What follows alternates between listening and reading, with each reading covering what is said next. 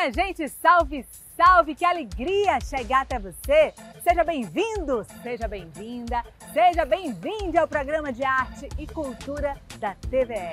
Por aqui, tá tudo bem Bahia? Veja o que vai rolar na edição de hoje.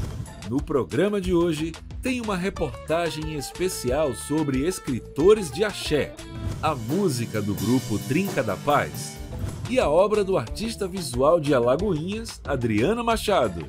Estamos na Biblioteca Anísio Teixeira, no centro de Salvador. Mais que um espaço de estudo, aqui temos um local de trocas culturais e experiências entre várias gerações.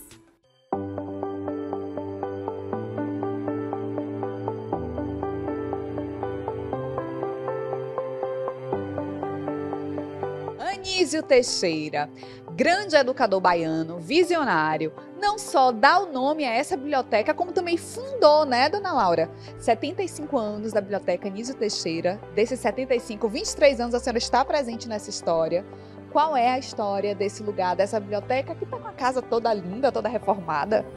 Sim, Anísio Teixeira é um grande educador, né? Ele vivia além do seu tempo. Ele nasceu em Caetité, 12 de julho de 1900, faleceu no dia 11 de março de 1970.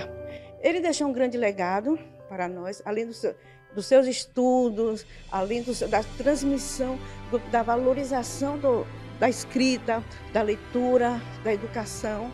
Ele deixou esse grande acervo que é a Biblioteca Anísio Teixeira.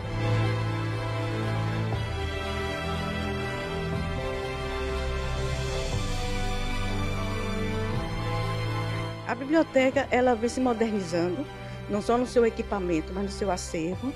Né? Nós recebemos agora, através da lei Aldir Blanc, os computadores para a comunidade.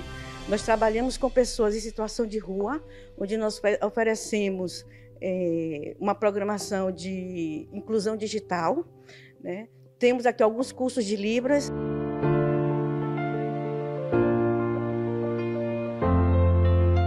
Tamires, nessa era tão digital das telas, de pesquisa no Google, rapidinha, é um desafio trazer o público para a biblioteca, ou a biblioteca também se reconfigurou para receber esse público e para entrar de uma forma nova nessa relação? Como é que o sistema público de bibliotecas da Bahia pensa isso?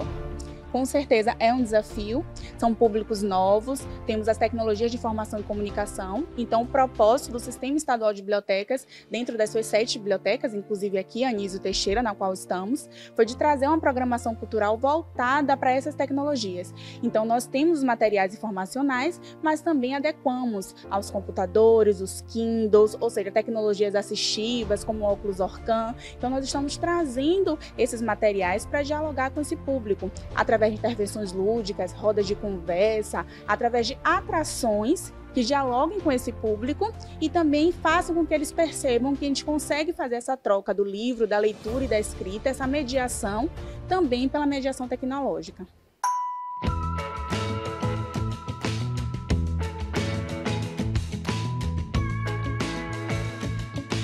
Cláudia é quase um anfitrião aqui da Biblioteca Anísio Teixeira. Você chega na biblioteca e encontra logo o Cláudio, né, Cláudio? O que é que as pessoas que vêm aqui procuram? Olha, temos variedade de pessoas, né, de público, desde do infantil às pessoas adultas, como também as pessoas com mais de 60 anos procuram a biblioteca. Então tem uma variedade. Nós temos um leque de serviços variados, desde palestra, contos de histórias, né? Temos revistas em quadrinhos, temos jornais periódicos de todos os dias, tanto do estado da Bahia como de outros estados também, estão disponíveis, e temos os livros. Então, assim, temos um leque de serviço a oferecer à população que vem nos procurar no dia a dia. E esses jornais que estão aí atrás de você, a galera vem todo dia ler esse jornal? Sim, todo dia, geralmente, assim que a biblioteca abre, temos um público fiel que vem ver esses jornais antes do trabalho. Vem um, passa uma hora, meia hora, depois vem outro, passa, conversa um com o outro e acaba se encontrando e discutindo sobre vários temas, como política, religião, né, do dia a dia do nosso cotidiano da Bahia, né?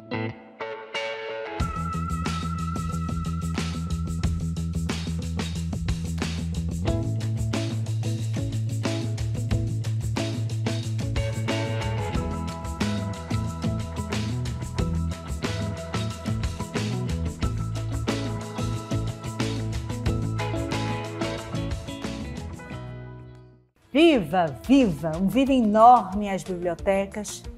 Venha dar um pulinho aqui e aproveite. Fica na Avenida 7 de Setembro, número 105. Quem transita pelo Centro Histórico de Salvador sabe que essa parte da cidade é cheia de vida e de gente interessante. 4 artistas negros se reuniram no livro Recordações de Becos e Vielas para registrar suas memórias preciosas da rotina da Rua Maciel de Cima, no Pelourinho.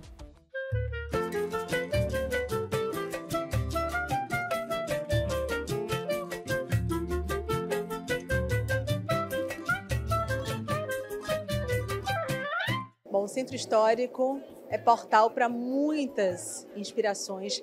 Mônica viveu a infância pequenininha com a família e, obviamente, que tem memórias muitas. Como foi para você esse mergulho, essa retomada? Tem uma coisa de invenção, porque ainda mais que são memórias de muita, né, de criança, de coisas que eu ainda não entendia. O texto ele é meio carregado disso, né, de uma busca de sentidos, de entender determinadas coisas do mundo dos adultos, determinadas frases. Então a gente tem um trabalho nesse rememorar também de inventar, né? Toda memória tem um pouco de invenção.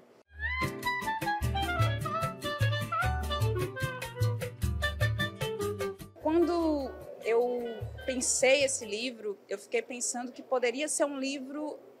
os livros, né, muito do que se escreve sobre o Centro Histórico, muitas vezes, Pelourinho e tal, são olhares de pessoas que passam, né? E na própria tradição do que é a lógica da literatura brasileira, né? Que foi uma literatura produzida por mãos brancas, enfim, por toda a nossa história. Então, a gente assumir um lugar de falar, em vez de ser falado, e trazer essas experiências que a gente sentiu, vivenciou muito de perto, faz alterar determinadas perspectivas, né? Ao a gente falar sobre, no meu caso, de ter visto a reforma do Centro Histórico, o modo como as pessoas saíram daqui, foram expulsas daqui, traz falar da partir do que é vivido. Gildon já é um dramaturgo de longa data aqui na Bahia, já bastante conhecido da gente. Conhece Mônica, que é idealizadora desse projeto, também nessa relação, né, de atriz, porque Mônica é multiartista. E Gildon, a primeira vez experimentando essa escrita coletiva com Mônica, você assina uma peça de teatro aqui dentro da obra. Quais temáticas, né, você se inspira para essa construção? Cada um de nós parte do princípio, né, de ter como um disparador as memórias, as vivências, as lembranças do que é esse centro, principalmente Pelourinho e adjacências. E no meu caso, para escrever uma peça curta, a minha inspiração veio da própria Mônica, das próprias histórias que ela tinha quando ela morou no Pelourinho, ela e a irmã dela. Então, a partir dessas memórias, eu, claro, peço licença poética para fazer uma construção de uma dramaturgia, de uma história que tenha ali uma referência ao que ela conta, as memórias que ela tem, mas que retrate, que as pessoas possam se identificar, né? Entendendo os laços familiares, as emoções que as lembranças provocam e também essa relação com memória e com o passado e com o presente.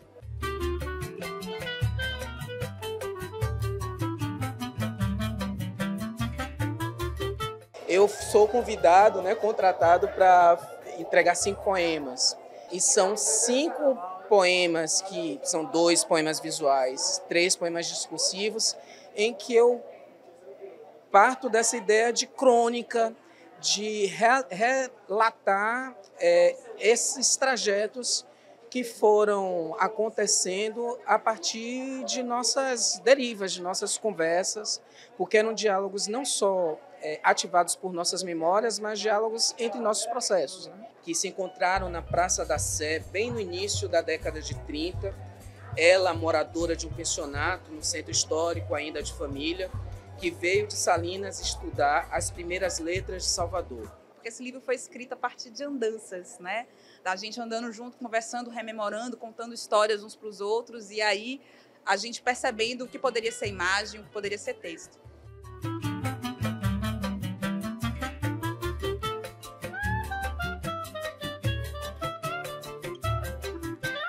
Vamos para aquele rapidíssimo intervalo e voltamos com a obra do artista visual de Alagoinhas, Adriano Machado. Até já!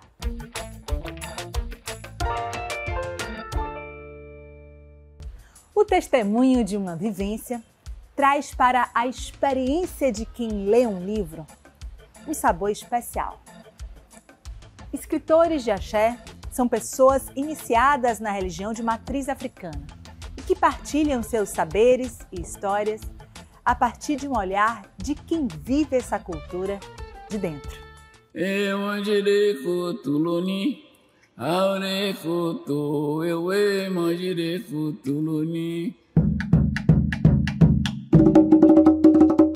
Escritas de axé, eu vou fazer aqui uma referência a Muniz Sodré, intelectuais orgânicos, ou seja, pessoas que são de dentro, que pertencem às religiões de matrizes africanas e que passam a partir dessas suas próprias experiências a tematizarem, a debaterem as questões religiosas e os fundamentos da sua religião. Bom, queria primeiro saber um pouquinho sobre a origem desse termo, Judeci. Axé, eu entendo que é energia pura em forma de luz, porque é um pertencimento, eu pertenço ao axé. Necessariamente a literatura de axé não precisa ser somente uma literatura religiosa, que é valorativa, que deve ser respeitada. Eu, por exemplo, não faço literatura religiosa. Eu faço ou crítica literária ou literatura de criação. A literatura religiosa é feita por sacerdotes ou sacerdotisas devidamente autorizados. Então, dentro do termo literatura de axé, há um conjunto de possibilidades de produção de gêneros literários. São diversos autores, alguns que já nasceram dentro do axé e outros que foram encantados pelo axé e tornaram-se autores de axé. Inclusive, eu gosto dessa expressão literatura de axé, que é um termo que eu produzo a partir dessa denominação, literatura de axé, porque é mais amplo, que vai incorporar diversas possibilidades de pertencimento, independente, inclusive, de sua cor de pele, porque o que vale é o pertencimento. Mestre Didi, por exemplo, é uma das grandes representações da literatura de axé. Filho de mãe senhora, né? Um dos maiores representantes da linhagem axipá no Brasil. Para a gente começar a falar de literatura de axé, eu compreendo que precisa falar de Mestre Didi, da produção de Mestre Didi. Há outros autores, como, por exemplo, Jorge Amado, que era Obá de Xangô, um dos ministros da corte de Xangô. Ele cumpriu a sua função de Obá de Xangô, de ministro, de defender a liturgia, de defender a tradição de axé, e também fez literatura de axé. Eu posso citar ainda Pierre Verger, caminha nesses dois mundos também. O próprio Muniz Sodré, um dos grandes representantes da literatura de axé, e o Dásio Tavares. Né? E nós poderíamos passar uma tarde inteira aqui citando diversos nomes que produzem literatura de axé.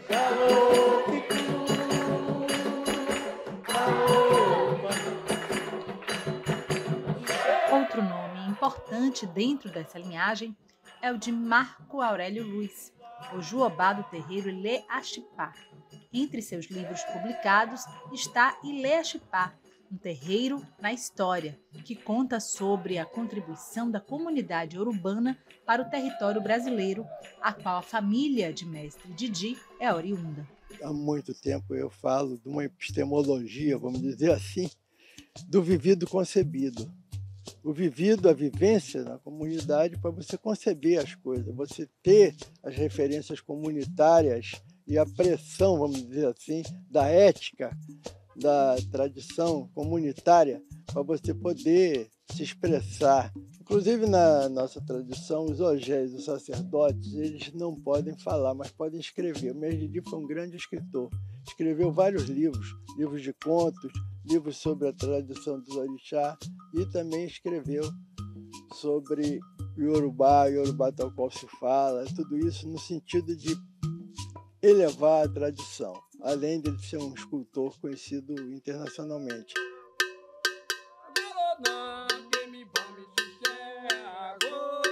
Mãe Estela de Oxóssi é outra referência importante.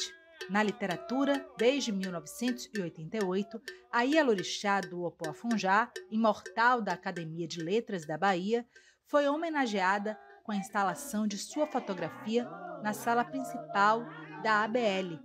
O gesto é um reconhecimento da contribuição literária da religiosa. Um lugar privilegiado, sem dúvida, é uma galeria importantíssima.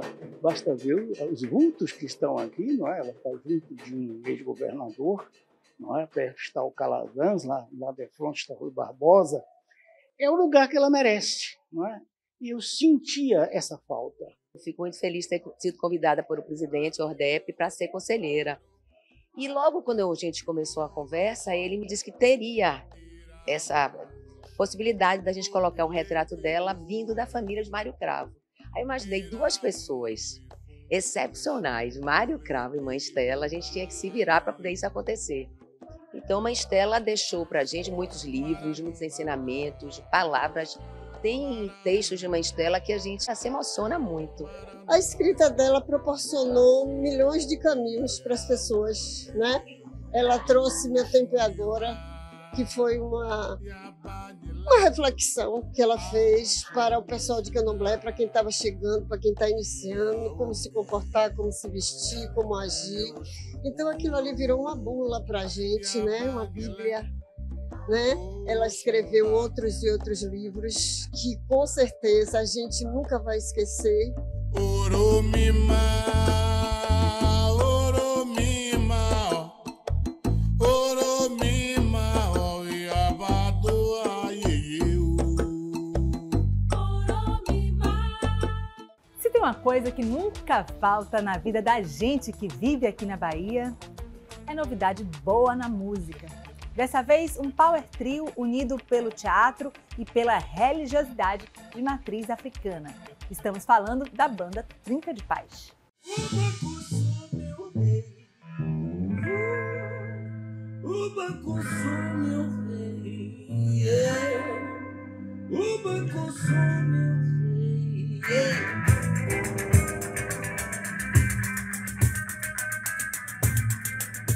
A Trinca de Paz surgiu, na verdade, num dos momentos de ensaio, lá em casa. Nós temos uma sintonia que parece que, antes de eu pensar uma coisa, Linas fala, aí traz o que eu já falei, é assustador às vezes, inclusive, e nós nos convergimos assim nas ideias. É o sentimento de estar diante de algo muito grande, que eu acho que até nós, enquanto grupo, a gente não tem muita dimensão ainda, né?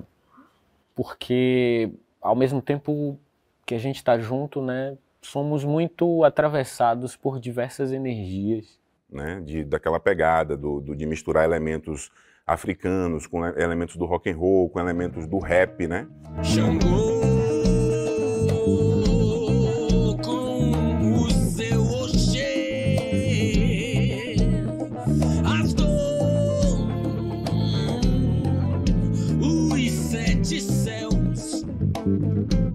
Praticamente a Trinca é um candomblé, né? Que a gente está ali e ao mesmo tempo que a gente está dialogando com a gente, com toda a nossa história, com toda a nossa trajetória, ancestralidade, né? Como se também a gente estivesse dialogando com os orixás estivessem falando com a gente.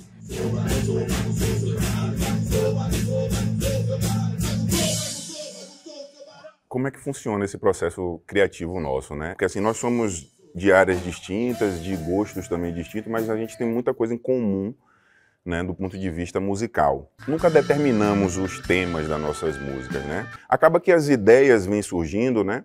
E a gente vai sentando para ir compondo isso. Nós três juntos, eu me sinto muito numa escola. Eu me sinto muito aprendendo bastante, né? Aprendendo também a me abrir, aprendendo a receber, aprendendo a entender, aguçando a sensibilidade. Como uma flecha certeira tirada ao sol, eu sigo ileso, o caminho é um só. Tudo acontece porque a gente quer muito que aconteça. E a gente faz de tudo, como um trio, para que as coisas aconteçam. Além da música, você tem uma missão para com as pessoas. Eu acho que a Trinca ela tem muito a falar. Eu acho que a Trinca ela tem muito a falar para quem precisa ouvir. E as pessoas estão sedentas por ouvir e nós sedentos para falar.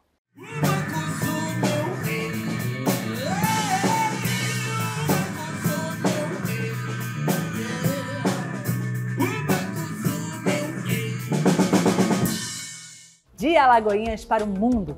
Essa frase define bem o momento do artista visual Adriano Machado. O jovem que desenvolve projetos em fotografia e vídeo apresentou seu trabalho na 14ª Bienal do Dakar, no Senegal.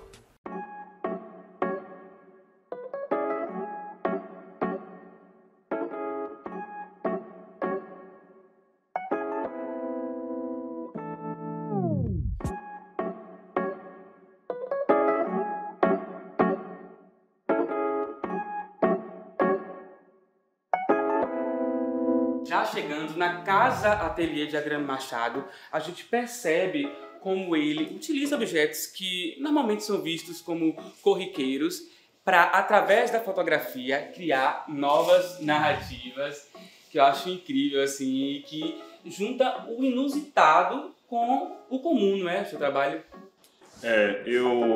Meu trabalho ele tem uma relação com o entorno da minha vivência, com minha memória, com a memória da minha família, dos meus parentes e as pessoas com quem eu me relaciono. E a partir dessa vivência eu vou construindo imagens que têm uma relação entre a ficção e a realidade, que começam a partir da fotografia e transitam pelo vídeo, pelo objeto, pela instalação. Rapaziada, tá ficando louca lá de onde eu vim, mesmo sem estar na TV, vão falar de mim. O trabalho meio que nasce de uma pergunta que brota do mundo e que ela me inquieta, por exemplo, noções de liberdade, como falar de liberdade, como falar de atravessar espaços, de entrar, de fronteira, de barreiras, de processos de permissão. Então tem esse lugar de eu estar andando na rua e ver uma faixa da Defesa Civil e eu entender que essa palavra defesa significa algo para além do que a faixa quer anunciar, assim. Não é só a defesa civil, a defesa do espaço. É como a gente pode se defender, por exemplo. E aí eu coleto esse material, que é essa faixa, e a partir daí o processo vai apontando coisas. Adriano Machado nasceu em Feira de Santana, mas vive em Alagoinhas. Em 2021, Adriano Machado foi indicado ao Prêmio Pipa, que reconhece trajetórias artísticas importantes. Seu trabalho circula pelo Brasil e pelo mundo. Já expôs em Nova York, participou de residência em Chicago e marcou presença na Bienal de Dakar, no Senegal. Aqui ao fundo a gente tem uma série que chama Estudos sobre a Natureza Morta, que traz uma toalha de mesa, algo que é muito comum nas nossas casas, mas com uma outra perspectiva, né? Esse trabalho é uma série que eu fiz ao longo de alguns anos, né, que se chama Estudos sobre a Natureza Morta, e tem um interesse tanto em pensar e questionar os lugares da presença das pessoas negras na fotografia, como uma certa entusiasmo, quase uma obsessão que eu tenho pela pintura da natureza morta, e partindo desse interesse eu posso pensar e construir um diálogo entre 3 categorias da produção fotográfica, que é o retrato, a natureza morta em si, que é esse processo dessa pintura, e a paisagem. Então, nessas imagens, eu dialogo com esses 3 elementos, tentando embaralhar eles, tentando fazer confundir e apontar questões na imagem.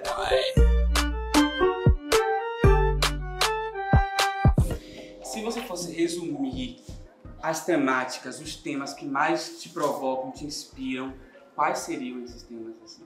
Se eu pudesse resumir, é como o meu trabalho artístico pode produzir imagens que apontam para uma noção de políticas de vida, assim, de como esse trabalho pode narrar e construir imagens que falem das pessoas negras, desse território afro-inventivo, que é esse lugar onde a gente vive e inventa, e como a partir dessas imagens a gente pode provocar ou tensionar a possibilidade da gente atravessar qualquer lugar, atravessar muros, paredes, portões, de como a gente pode exercer esse processo de ir e vir e se movimentar pelo mundo.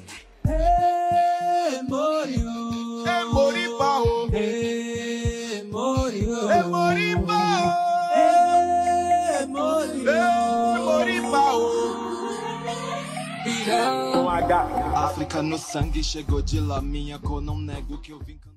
Tá na hora de me despedir, o programa está quase terminando, mas aviso logo de que na semana que vem, muita coisa boa vai rolar por aqui.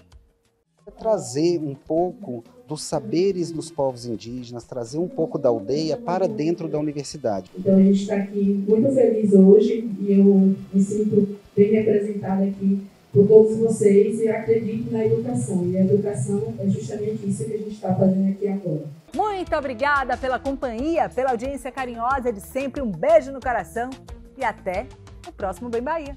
Tchau, tchau. Só sei que o sol continua nascendo e o